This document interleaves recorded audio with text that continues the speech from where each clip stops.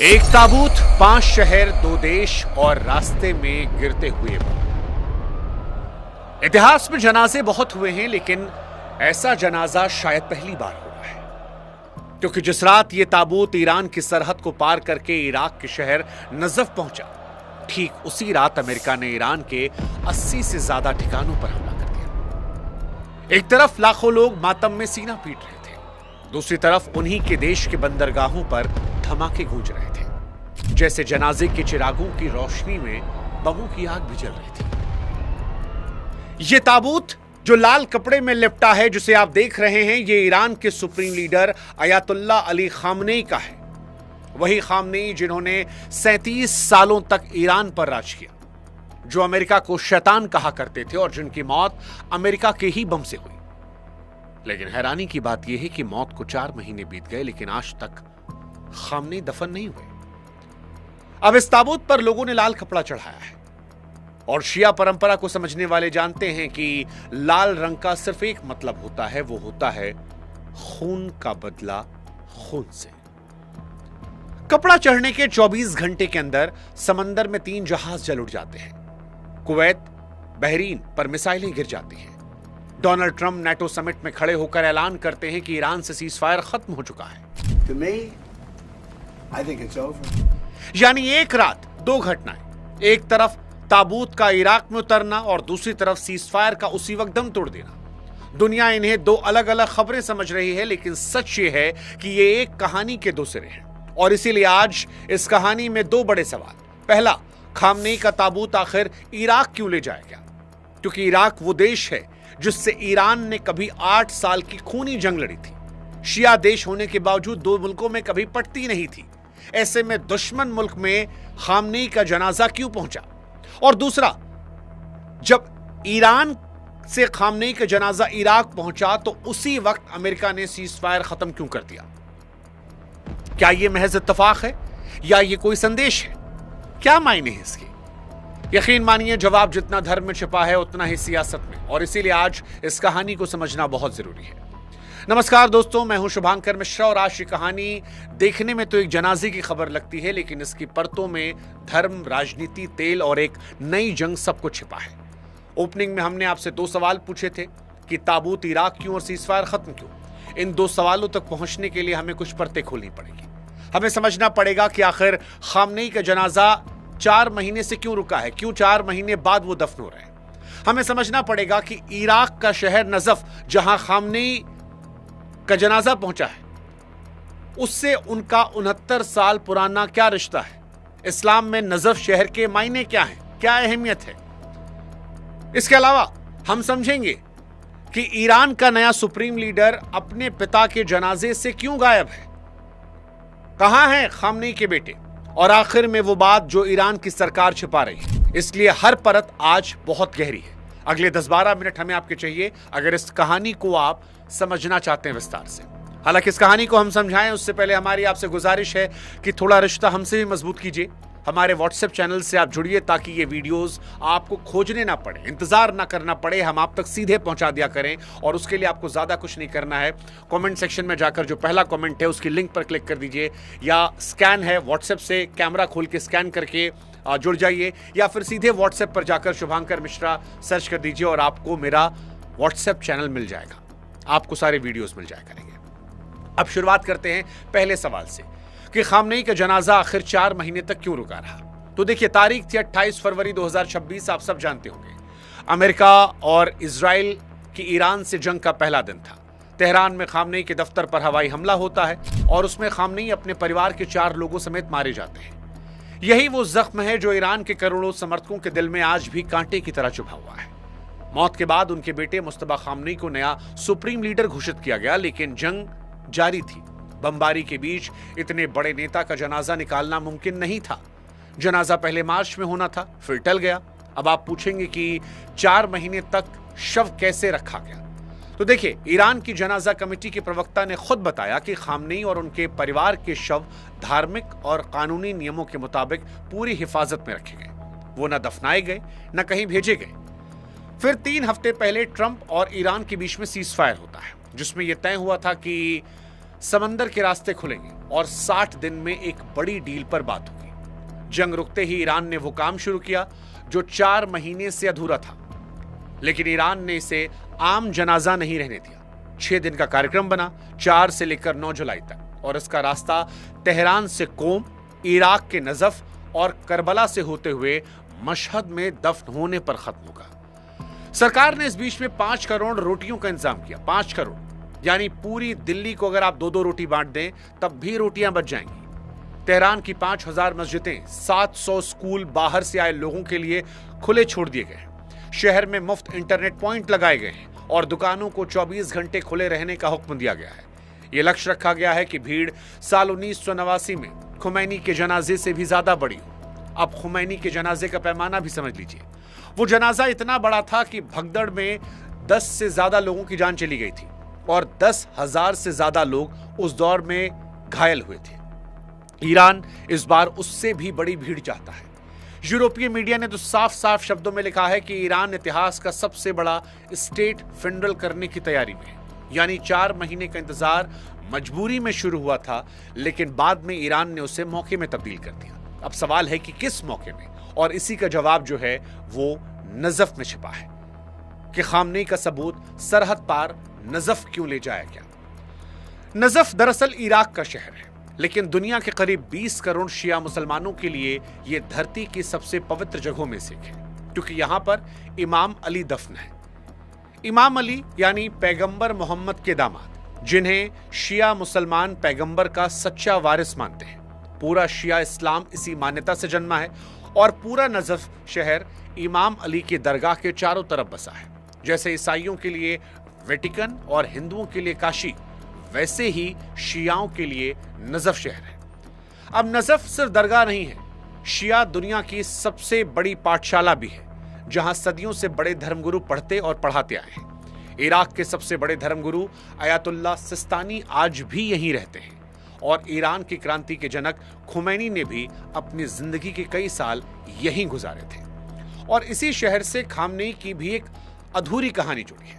साल 1957 में 18 साल का एक मदरसा छात्र पढ़ने के लिए नजफ पहुंचा था। उसने वहां पर उस दौर के मशहूर आलिम अयातुल्लाह मोहसिन अल हकीम जैसे उस्तादों से तालीम ली और सपना देखा कि वो नजफ में रहकर एक बड़ा आलिम बनेगा। लेकिन उसके पिता ने उसे वापस बुलाकर ईरान के शहर कोम भेज दिया।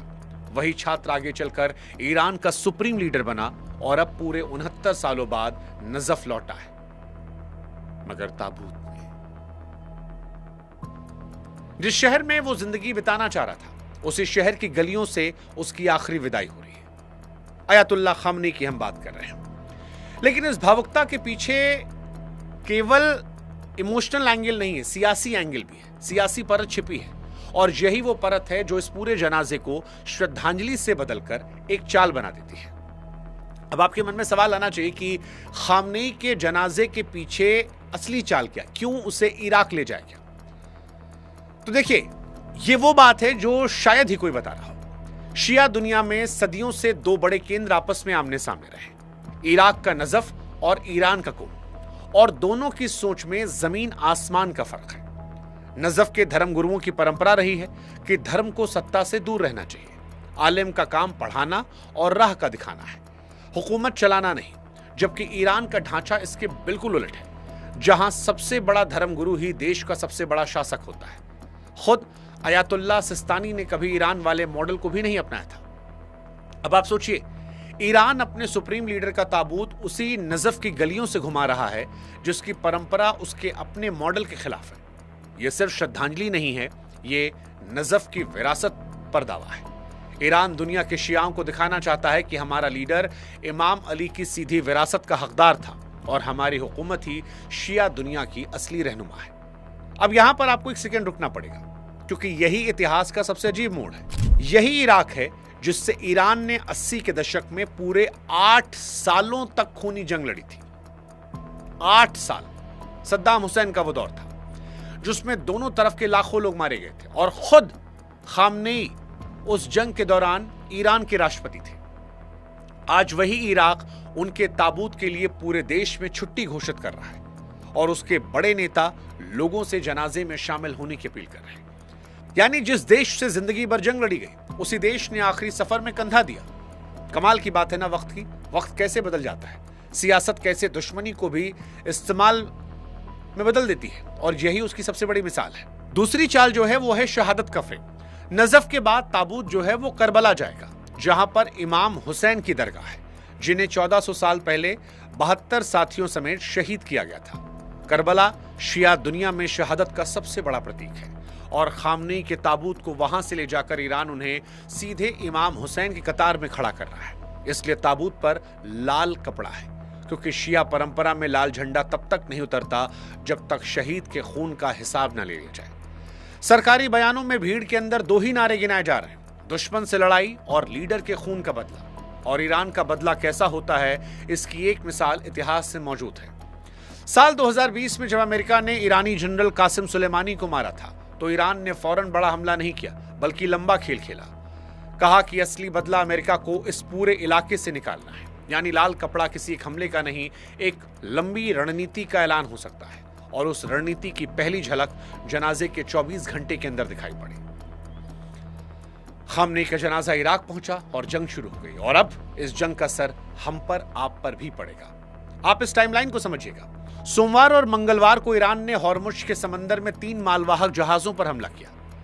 एक जहाज कतर का था, एक सऊदी अरब का, और साथ में चेतावनी दी कि हमारे बताए रास्ते से नहीं चलोगे तो सुरक्षा की गारंटी नहीं है। हॉर्मुज समंदर का वो तंग रास्ता जिससे दुनिया का हर 5वां तेल का जहाज गुजरता है।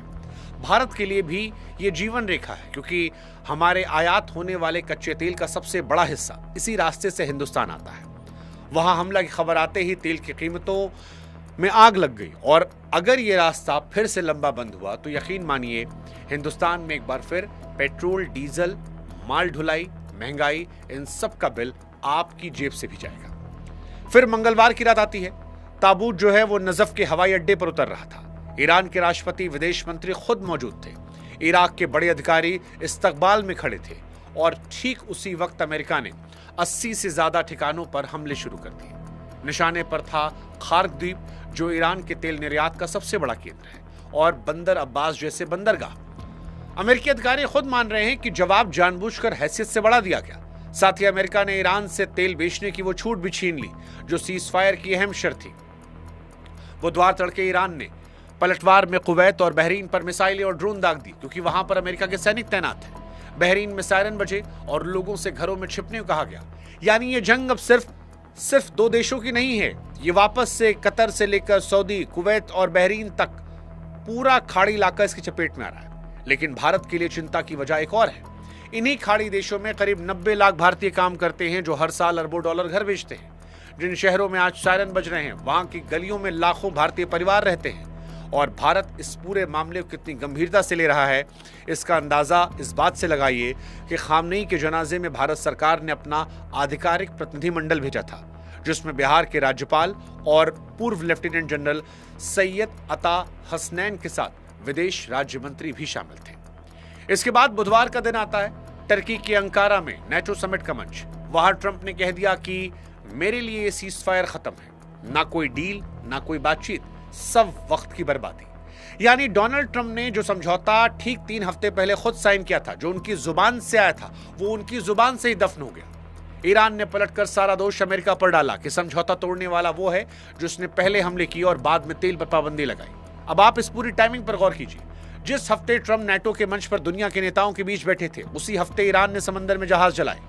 जानकारों का मानना है कि ईरान ट्रंप को उन्हीं के मंच पर नीचा दिखाना चाहता था, यह कहकर कि तुम अपने समिट में तेल के रास्ते की सुरक्षा पर भाषण दो और हम वो रास्ता बंद करके दिखा देंगे। जनाजा, हमले और नेटो समिट तीनों का एक ही हफ्ते में होना इत्तेफाक नहीं है। ये सोची समझी बिसात लगता है। अब वापस आते हैं उस सवाल पर जो हमने आपसे शुरू में पूछा था कि ताबूत इराक पहुंचते ही सीजफायर क्यों खत्म हुआ? जवाब, क्योंकि यह जनाजा ईरान की ताकत का खुला ऐलान था। ईरान मानो अमेरिका को बता रहा था कि हम झुके नहीं हैं और हमारा असर सरहद पार तक है। हॉर्मुज के हमले उसी ऐलान पर अमल थे। अमेरिका ने उस अमल का जवाब 80 ठिकानों पर बमों से दिया और 3 हफ्ते पुराने सीजफायर को इसी टकराव में खत्म कर दिया गया। वो दम तोड़ गया। यानी ताबूत का इराक जाना और सीजफायर खत्म होना 2 अलग खबरें नहीं, जैसा हमने कहा था, एक ही सिक्के के 2 पहलू है। हालांकि खामनेई के जनाजे में एक सवाल जो दुनिया के सभी लोगों के मन में आया वो ये था कि खामनेई के जनाजे से ईरान के नए सुप्रीम लीडर कहां गायब है। खामनेई की मौत के बाद आपको याद होगा उनके बेटे मुश्तबा खामनेई को गद्दी मिली थी। वही मुश्तबा मार्च से लेकर आज तक एक बार भी लोगों के सामने नहीं आए।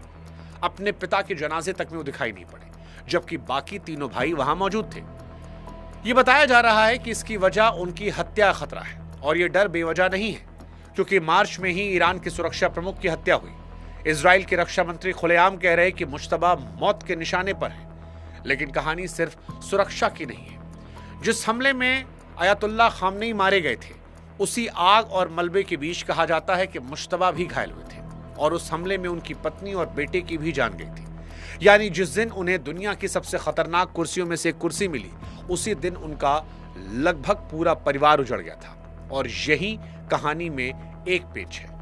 दो कहानियां आमने सामने आकर खड़ी होती हैं। ईरान की सरकार कहती है कि मुश्तबा को लगी चोट मामूली थी, बस 2-3 टांके लगे और उसी रात वो अस्पताल से घर गए।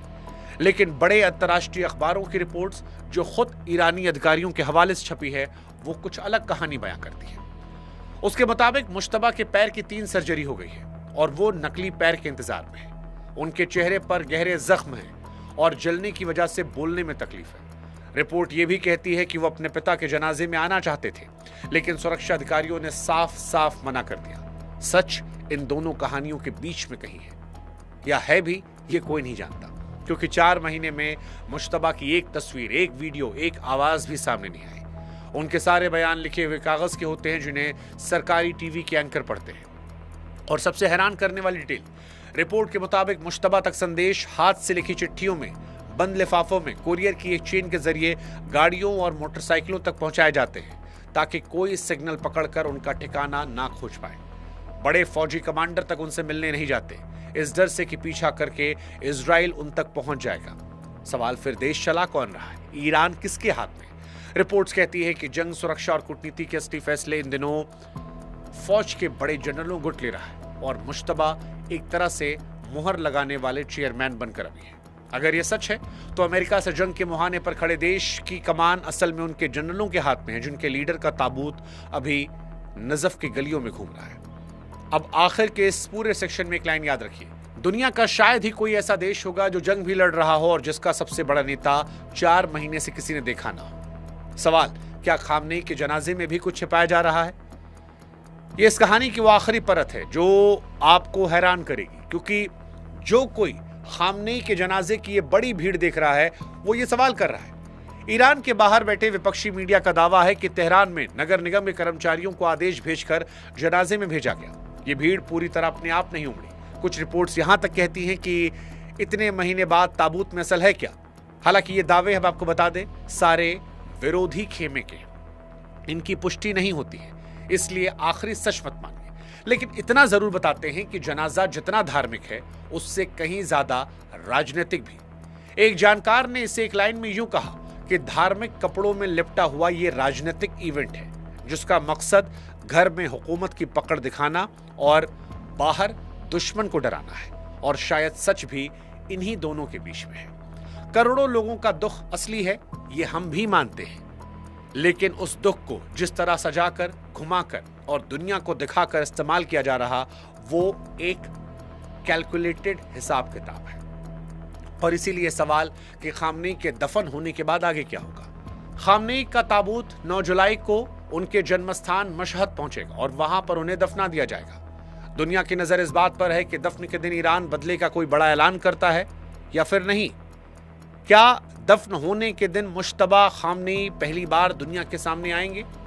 दिलचस्प बात यह है कि दोनों ही सूरतें भारी हैं। अगर मुश्तबा सामने आए तो 4 महीने की सारी अटकलों से पर्दा गिर जाएगा और ईरान की कमान का चेहरा दुनिया देख लेगी। अगर नहीं आए तो लगभग मुहर लग जाएगी कि ईरान की असली ताकत जनरलों के हाथ में है।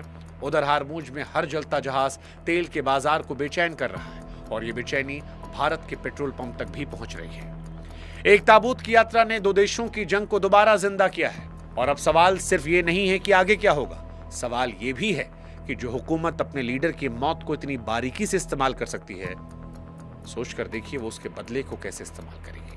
क्योंकि ये कहानी सिर्फ एक ताबूत की यात्रा नहीं है, ये एक देश की आस्था है, एक हुकूमत की चाल है और शायद एक नई जंग की शुरुआत भी। जनाजे से वॉर 2.0 की। आपको क्या लगता है, क्या यह जंग अब पूरी तरह भड़केगी या ट्रंप आखिरी वक्त पर फिर पलटकर कोई डील करेंगे? आप जो भी सोचते हैं कमेंट सेक्शन आपका इंतजार कर रहा है। इस वीडियो की जानकारियां अगर आपको अच्छी लगी हो तो हमारे चैनल से जुड़िएगा। हम कोशिश करते हैं कि ईमानदारी से, निष्पक्षता के साथ हर विषय को आपके सामने रखें ताकि आप उस विषय की गहराई को समझें और विस्तार से आपको जानकारी मिल सके। जुड़िएगा, हमारी ताकत बनिएगा, क्योंकि आपका जुड़ना हमें हौसला देता है। हमारे व्हाट्सएप से जुड़िएगा अगर आप चाहते हैं कि हमारे वीडियोस आप तक लगातार पहुंचे रहें। बाकी इसलिए भी जुड़िएगा क्योंकि कल मशहद में जो होगा उसकी पूरी कहानी सबसे पहले यही मिलेगी।